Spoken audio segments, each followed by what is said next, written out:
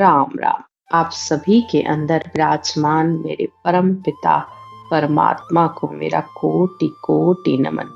हमारा सदगुरु सुखराम जी महाराज के ग्रंथ में अजर लोक ग्रंथ चल रहा है।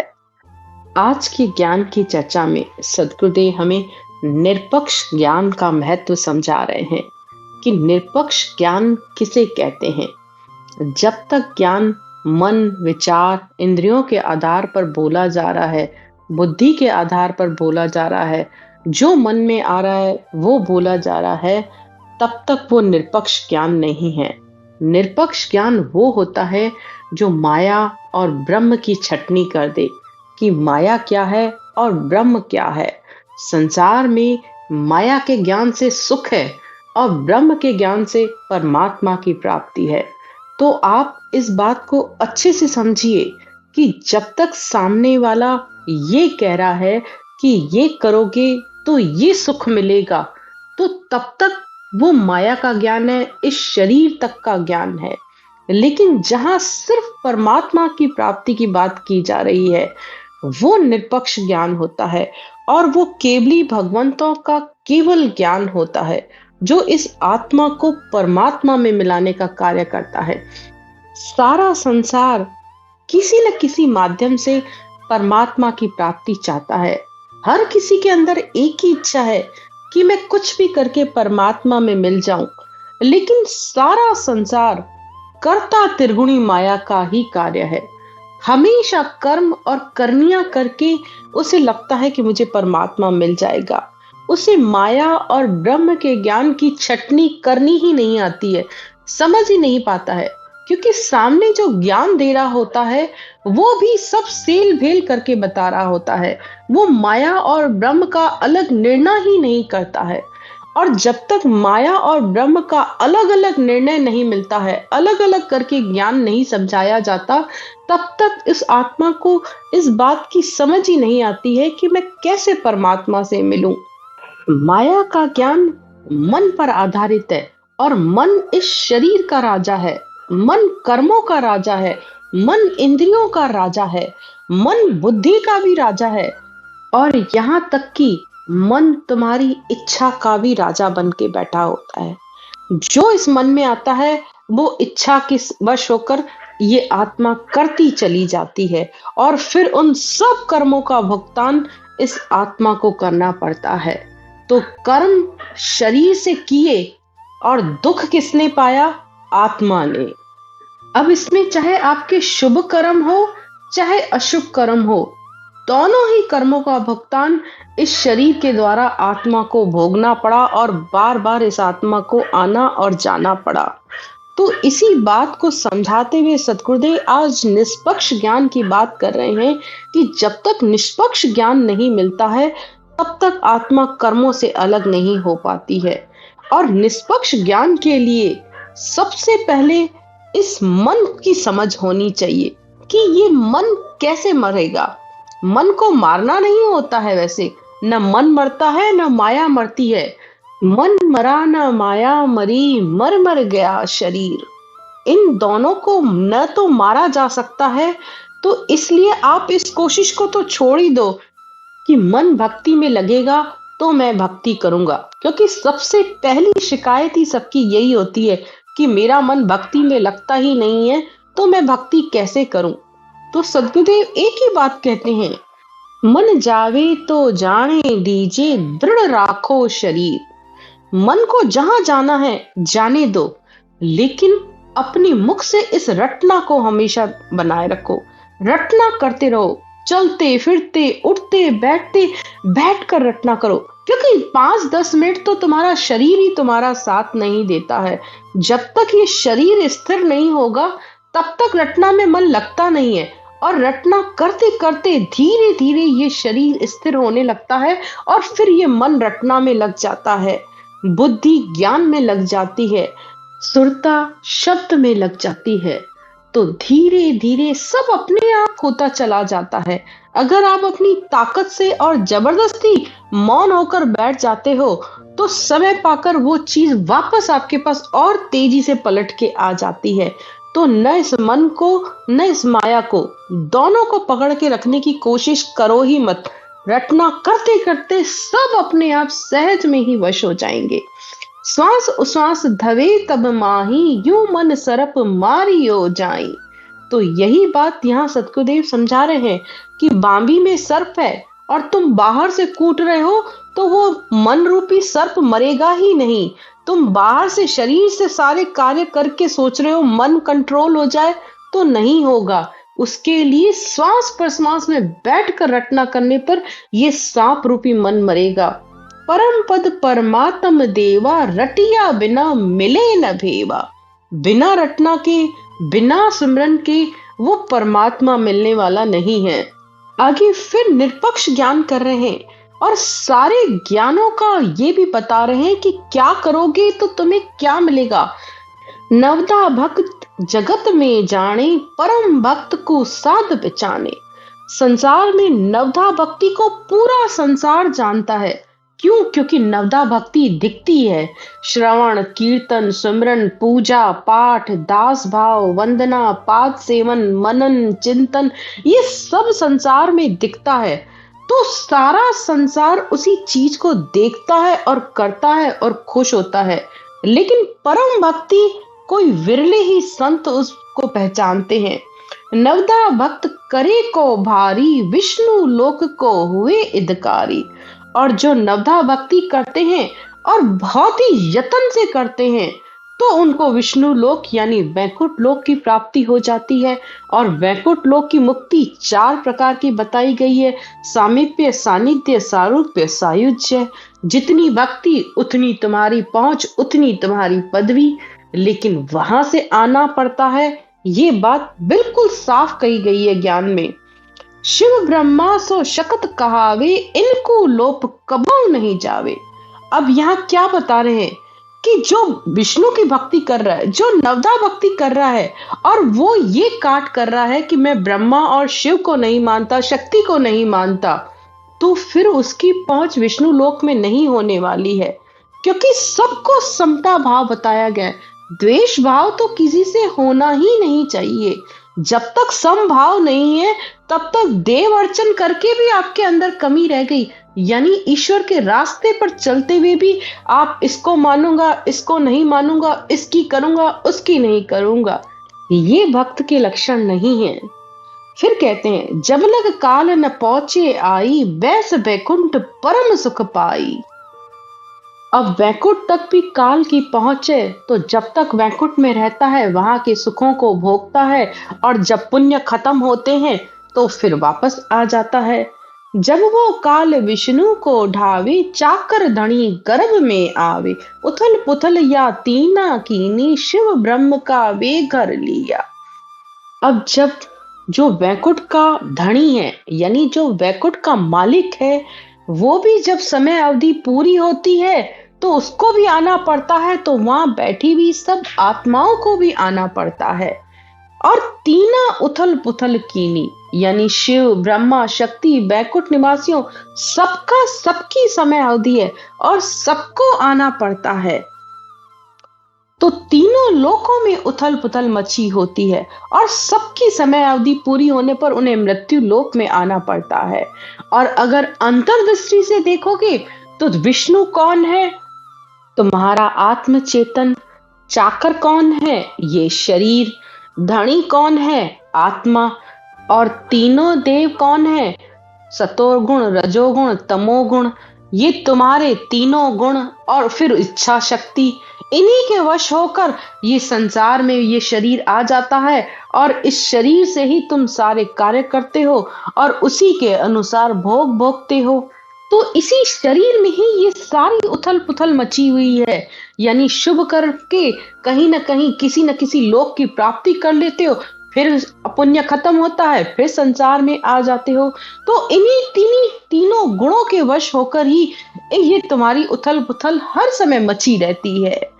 कभी मन के वश, कभी मान, बड़ाई, अहंकार, इच्छा, इन सब के वश होकर संसार में बस तुम आते जाते रहते हो। और जिसमें मान, बड़ाई, शोभा तो हर किसी के अंदर लगी होती है, और उसी की चाहत में वो सिर्फ अपने पक्ष की बात करता है, अपने स्वार्थ की बात करता है। तो तब तक निष्पक्ष ज्ञान नहीं है जब तक पक्ष की बात कही जा रही है। चाहे बड़ाई सब में होई, साची बात कहे नहीं कोई।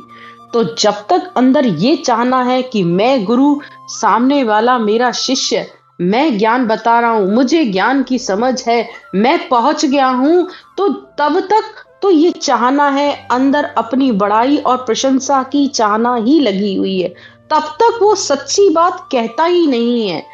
वो जो ज्ञान बोलेगा वो भी अपने स्वार्थ और अपने पक्ष का बोलता है। चाहे जहां लग निरपक नाही, पक खांच कर बात सुनाई। तो वो सिर्फ अपने मन और विचारों का ज्ञान बोलता रहता है, और माया के ज्ञान को बोलकर कहता है कि तुम्हें ब्रह्म की प्राप्ति हो जाएगी। निरपक ब्रह्म पखो नहीं राखे, केवल ब्रह्म सत कर बाके। लेकिन जो केवल ब्रह्म है, जो सत्य है, जो निरपक्ष ब्रह्म है, वो तो हमेशा निरपक्ष ब्रह्म ही रहेगा ना। जैसे सूर्य है, अब सूर्य को तुम जल दो चाहे नहीं दो, वो जैसा है वैसा का वैसा ही रहता है। वो संसार के हर कोने में रोशनी देता है, उसके कोई पक्षपात नहीं होता है, कोई भेदभाव नहीं होता है।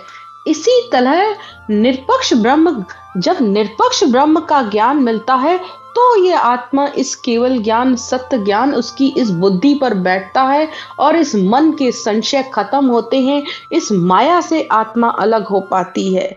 लेकिन जब तक पक्षपात का ज्ञान है, अंदर थोड़ी सी भी अपनी मान बढ़ाई की चाहना है, खुद को गुरु कहलवाने की इच्छा है, तब तक वो निरपक्ष ज्ञान दे ही नहीं पाता है।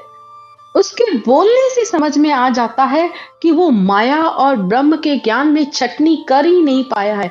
अभी तक उसका माया से खुद का नहीं छुटकारा हुआ, तो वो सामने वाले को कैसे कराएगा। बात कहे कोई ज्ञान सुनावे, केवल बिना पखे सब लावे।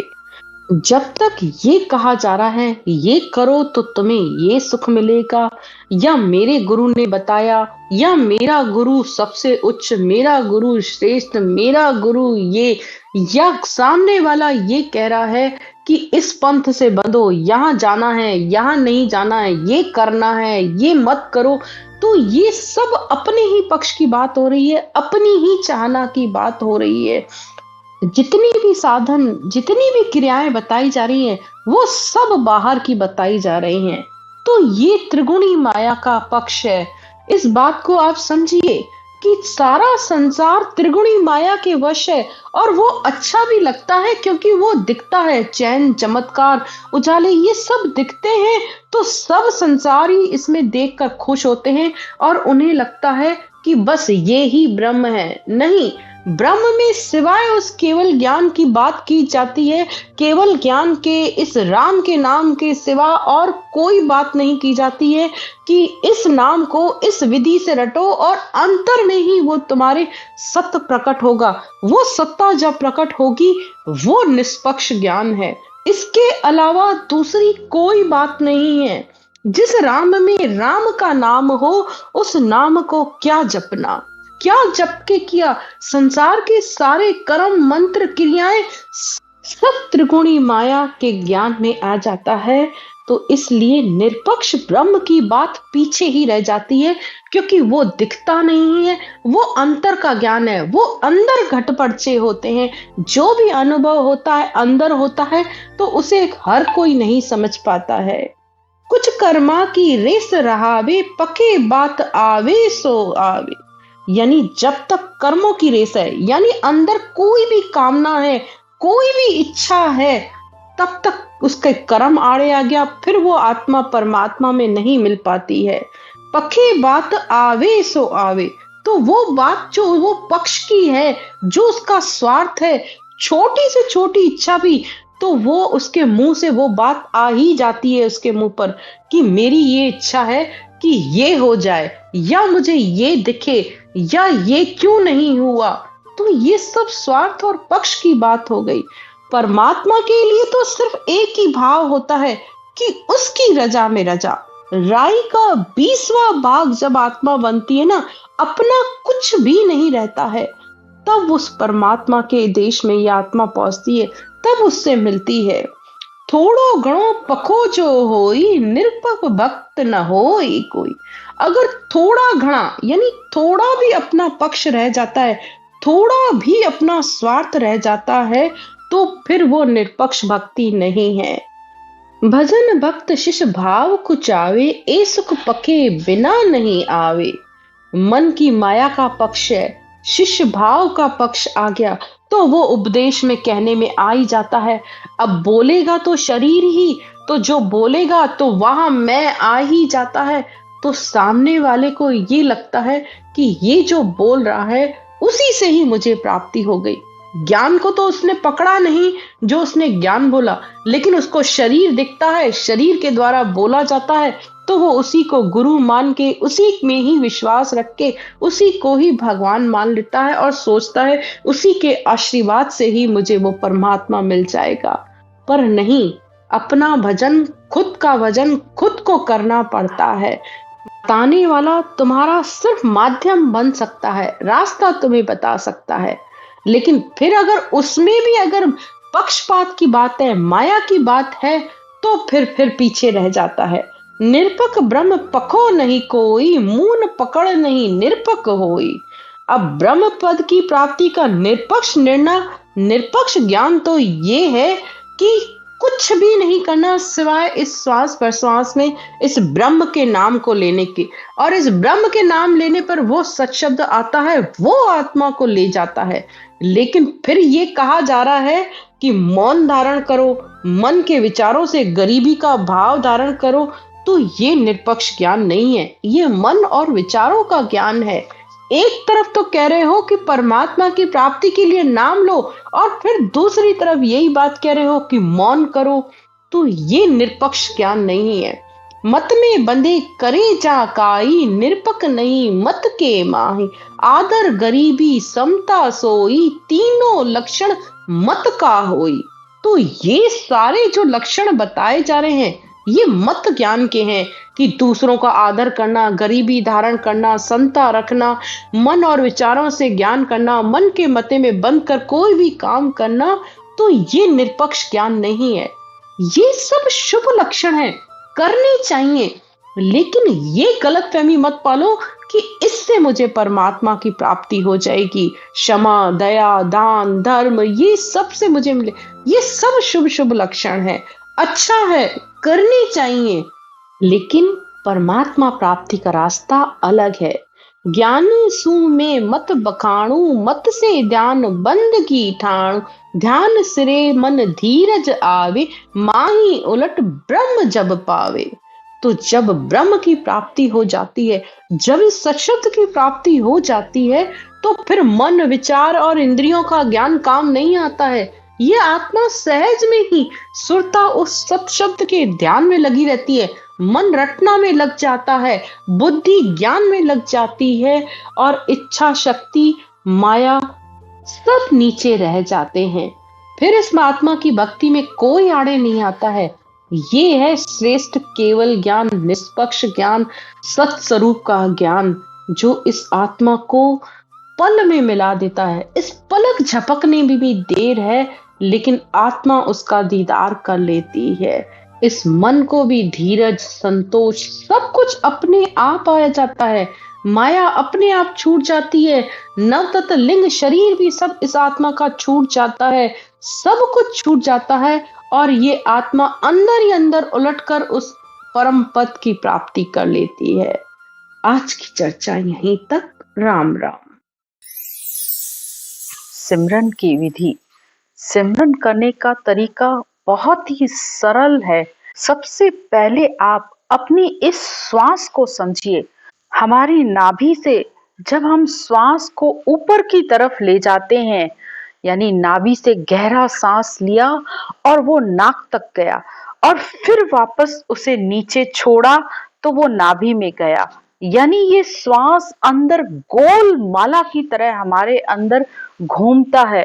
थोड़ा सा आप इस श्वास को देखने की कोशिश करिए। गहरा श्वास लिया, जब श्वास नाभि से लिया तो उसमें आपको राम राम बोलना है, और जब छोड़ा तब भी राम राम बोलना है, वो भी कंठ और जीभ के साथ। अगर आप लोग पहली बार कर रहे हो तो जैसे अनुलोम विलोम किया जाता है, ये बस वही तरीका है। श्वास को ऊपर ले जाते हुए राम राम राम राम राम राम राम राम राम राम राम राम राम राम राम राम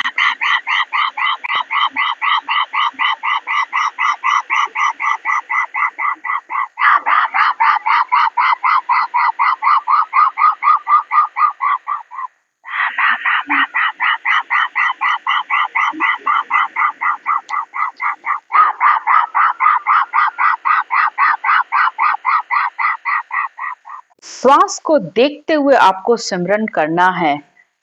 ये सिमरन की विधि है। जब आप इस तरीके से सिमरन करते हो तो वो सत शब्द, शब्द ब्रह्म, ने अक्षर आकर इस कंठ कमल पर जागृत हो जाता है।